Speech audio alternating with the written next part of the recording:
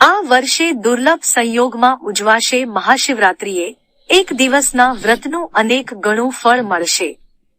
આ વર્ષે મહાશિવરાત્રિ 8 માર્ચ 2024ના રોજ ઉજવાશે। આ દિવસે પ્રદોષ વ્રત પણ છે અને તેની સાથે જ શિવયોગ, સિદ્ધિયોગ અને ચતુર્ગ્રહી યોગ પણ બની રહ્યો છે।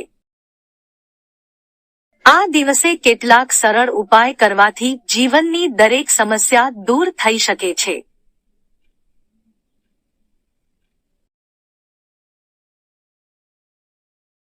દર મહિનાની ત્રયોદશી તિથિ પર પ્રદોષ વ્રત રાખવામાં આવે છે। આ તિથિ ભગવાન શિવને સમર્પિત હોય છે।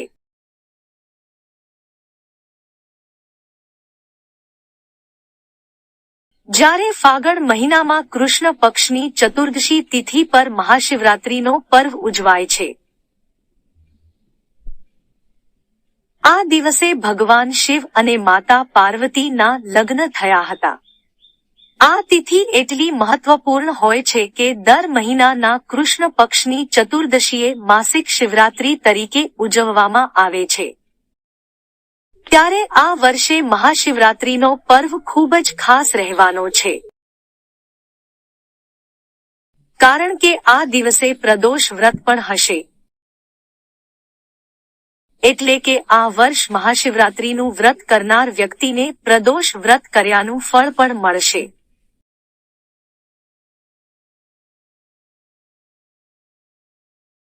મહાશિવરાત્રિ 2024નો શુભ સંયોગ છે। આ વર્ષે મહાશિવરાત્રિ 8 માર્ચ 2024ના રોજ ઉજવાશે। આ દિવસે પ્રદોષ વ્રત પણ છે અને તેની સાથે જ શિવયોગ, સિદ્ધિયોગ અને ચતુર્ગ્રહી યોગ પણ બની રહ્યો છે। મહાશિવરાત્રિ પર આ વર્ષે શનિ પોતાની મૂળ રાશિ કુંભમાં છે। સાથે જ આ રાશિમાં ગ્રહોના રાજા સૂર્ય પણ ગોચર કરે છે। 8 માર્ચ અને મહાશિવરાત્રિના દિવસે કુંભ રાશિમાં સૂર્ય અને શનિ ઉપરાંત શુક્ર અને ચંદ્ર પણ બિરાજમાન હશે। આમ શનિની રાશિ કુંભમાં મહાશિવરાત્રિના પર્વ પર 4 ગ્રહો સાથે મળી ચતુર્ગ્રહી યોગ બનાવશે। સાથે જ મહાશિવરાત્રિ શુક્રવારે હોવાથી શુક્ર પ્રદોષનો સંયોગ પણ સર્જાયો છે। આ દિવસે જે વ્યક્તિ વ્રત કરશે તેને અનેક ગણું ફળ મળશે। મહાશિવરાત્રિના ચમત્કારી ઉપાય।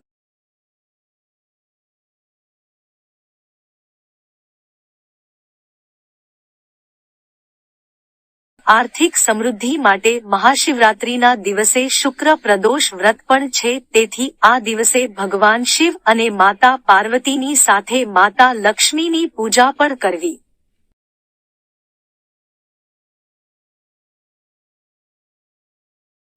આ દિવસે માતા લક્ષ્મીને ખીર કે સફેદ મીઠાઈનો ભોગ ધરાવો। તેનાથી તમારા ઘર પર માતા લક્ષ્મીની કૃપા હંમેશા રહેશે અને આર્થિક સ્થિતિ સુધરશે।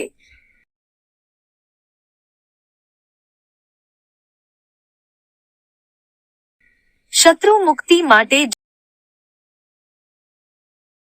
જો તમે શત્રુઓથી પરેશાન છો અને તેમના કારણે તમારા જીવનમાં કષ્ટ છે, તો મહાશિવરાત્રિના દિવસે વિધિ વિધાનથી ભગવાન શિવની પૂજા કરો। આ દિવસે તમે રુદ્રાભિષેક પણ કરાવી શકો છો।